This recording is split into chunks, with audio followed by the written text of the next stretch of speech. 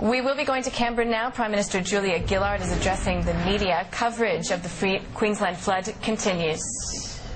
Just wait one moment.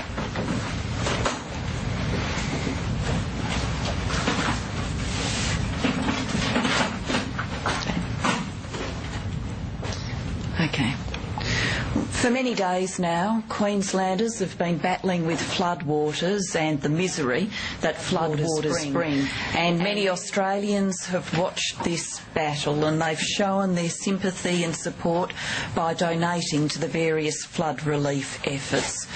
I'm sure that many Queenslanders and Australians right around the nation would have been hoping that the worst of this was behind us and that we were shortly to move from the immediate crisis into a recovery phase.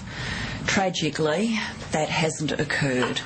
Yesterday we saw some simply shocking events in Toowoomba and other communities in the Lockyer Valley. Literally walls of water smashing into cars and to buildings. We've seen very dramatic images of cars tossed around, of people on roofs of houses and on the roofs of cars, and people literally hanging on for dear life to trees and to signposts. I'm sure those images have shocked Australians.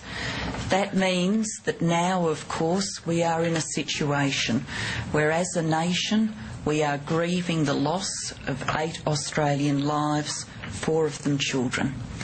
72 Australians are unaccounted for, and that means in Queensland and around the nation there are people who are frightened, people who are desperately waiting for news of their loved ones, a weight that would be bearing so heavily on them it's very hard to imagine what a weight like that is like.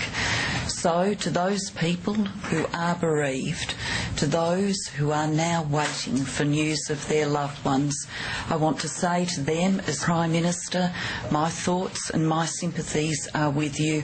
The thoughts and sympathies of all Australians are with you in these dreadful and difficult circumstances. The nation does need to brace itself for the fact that the death toll as a result of yesterday's flash flooding and walls of water is likely to rise. We know that search and rescue efforts are underway. Difficult weather circumstances continue to prevail, and I have been continuously in contact with Queensland Premier Anna Bligh. But with 72 Australians unaccounted for, with floodwaters so dangerous and moving so swiftly, we do need to brace ourselves for the likelihood of further bad news. Today I have been briefed by our National Security Advisor, by the Head of Emergency Management Australia. I have spoken to the Commanding Officer of Operation Queensland Flood Assist. As we speak, we have helicopters, Black Hawks and Sea Kings in the air, working hand in glove with the Queensland emergency personnel on search and rescue efforts. As those search and rescue efforts continue, floodwaters are now threatening more parts of Queensland, including Ipswich and parts of Brisbane. There are some communities that have been hit by floodwaters for a second time. Hit once, evacuated, gone back, and now being hit again. So the circumstances in Queensland continue to be very dire indeed.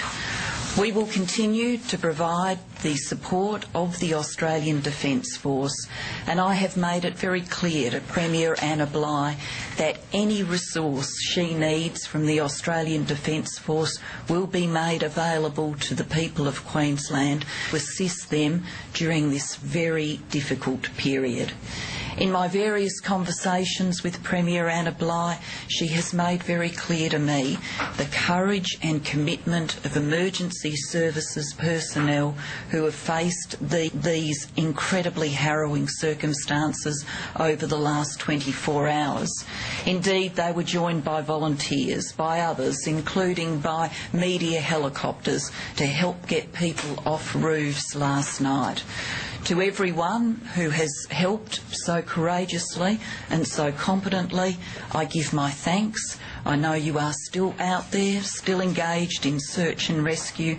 I thank you for what you have done, what you are continuing to do, and what you will do in the days ahead. Our emergency services personnel have simply been magnificent in very, very difficult circumstances. I would like to say to the people of Queensland that I understand the past few days have been very harrowing indeed, and that there are still more dark days ahead. But the spirit of Queensland is to face these circumstances with courage and with determination. We're seeing that on display today. We saw it on display even in the amazing images in Toowoomba yesterday. To the people of Queensland, can I also say, Australians are thinking of you, and anything that the Australian nation can do to assist the people of Queensland in these difficult days will be done. Queenslanders are showing courage and determination. We will meet that courage and determination with the assistance they need in these very difficult days of the Queensland flood crisis. I do note that we are also facing floodwaters in other parts of the nation, in New South Wales, and in a typically Australian contrast, we have people fighting bushfires in Western Australia. Right around the nation, there are Australians who are doing it tough, Australians who are also showing a great deal of courage. Our thoughts are particularly with those caught up in this immediate and very difficult crisis in Queensland, but around the nation our thoughts are with people battling floodwaters, battling fire, battling these difficult circumstances. I'm very happy to take any questions. Prime Minister, you say you'll do anything you can to help. Is it possible that you would be setting aside your target of bringing the budget back to surplus by 2013 in order to pay for the clean-up of road damage to other public infrastructure? Is it time to set that aside and commit yourself to long-term funding for this infrastructure? Well, we are committed to long-term funding for the rebuilding of Queensland, and in the days ahead, as floodwaters ultimately subside, the rebuilding task will become clearer, and what we need to do and finance to enable Queensland to overcome the damage of these floods will become clearer. We will do that and bring the budget to surplus in 2012-13, and yes, that will entail some tough choices. But yes, we will do both.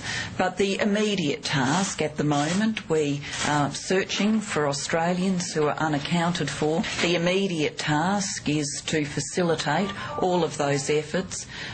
For a number of days now during the Queensland flood crisis, we have had the Australian Defence Force there through Operation Queensland Flood Assist. We have some 150 Defence Force personnel who have been there working alongside the people of Queensland and the emergency services personnel. What I've said to Premier Anna Bligh, and what I want to restate here very clearly, is anything else that is needed from the Australian Defence Force will be made available to assist Queensland as they face these incredibly difficult circumstances. We'll just go to the back. What is your sense of the predictability of this disaster, whether or not the extent of this could have been foreseen? And would you like to see better warning systems, perhaps the use of the SMS warning system developed after Black Saturday for flood-prone areas? Well, the SMS warning system has been used in parts of Queensland, so something that was learned through the devastation in Victoria with the bushfires was worked on, and now that is available and can be used in other disaster circumstances. In the days to come, I'm sure that there will be a review of things like weather warnings and the like. That is work to come in the days ahead. But right now, in the midst of this emergency, our thoughts are on dealing with the emergency and our efforts are on dealing with that emergency. Can I just say too, and you know, the reviews will happen in the future, but I think we live in a world, we approach a world with more technology than we've ever had before, with resources available to us that were unimaginable for earlier generations. But the power of nature can still be a truly frightening power, and we've seen that on display in this country. We've seen it through fire. We're now seeing it through flood. Yes. Are you, I'm sorry to press the question, but are you in any way concerned that the people, even with the emergency alerts, SMS and other means, that people weren't forewarned enough? What I've seen today is I've seen the experts from the Weather Bureau in Brisbane talk about the ability, the limits to their ability to track these extreme weather events in individual localities. Now, I am not an expert from the Weather Bureau. You would have seen that at Anna Bligh's press conference, she was joined by an expert from her Weather Bureau. So that information is there. I'm sure people will want to review and look at what else can be done by weather bureaus, but I believe he sought to explain how this event happened with no warning and happened with such severity. Right, just on the first question, back to the first question. Because the commitment on the surplus is so central to the government's objectives, does that mean that any rebuilding investment would have to be funded from perhaps other infrastructure funding that's been set aside already, or that there would have to be savings elsewhere in Commonwealth outlays to pay for that rebuilding? Look, we will make the choices in the federal budget that are necessary to work with Queensland on the rebuilding and to bring the budget to surplus in 2012-13. And there may be some tough choices. We want to make sure that we are working to rebuild critical infrastructure in Queensland, and that will be done. Those budget choices will be made in our budget cycle, and we don't even know yet and can't know. It's not possible for anyone to know what the damage bill is going to be from these floods across Queensland. We're only going to know that as floodwaters subside, and then we'll be working with state government, with local government on the rebuilding. Yes. How can you fund the health deals from July this year when the states haven't actually handed over their GST revenue? It's only 6 months away. Is it possible to proceed with the reforms that you planned without that money in the bank? Oh, there's plenty of time to talk about health and health agreements. Well, we're talking about your budget, Prime Minister. Can I ask, you've given a sense of ADF personnel are up in Queensland. What other Commonwealth resources have been deployed up there? Can you give us an idea? Well, the Commonwealth resources, the ADF, we've had the Joint Task Force operating, 150 personnel. We've had helicopter assets. We've got helicopters in the air now for the search and rescue efforts. We've had helicopters working in Rockhampton for communities that have been isolated. You would have seen, for example, those Black Hawk helicopters have been used to do things like medical evacuations. We've used fixed-wing aircraft, including C-130s, to fly supplies around that have been needed. We've got those huge military trucks available also to take supplies around, and they are trucks that that are able to sometimes push through in circumstances where other vehicles can't.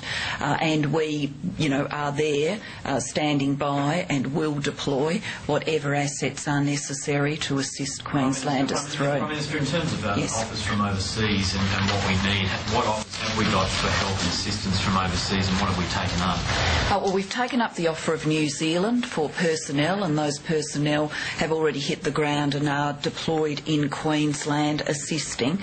We've had messages of sympathy and support and offers of assistance from literally around the world, from the United States, the United Nations, the EU.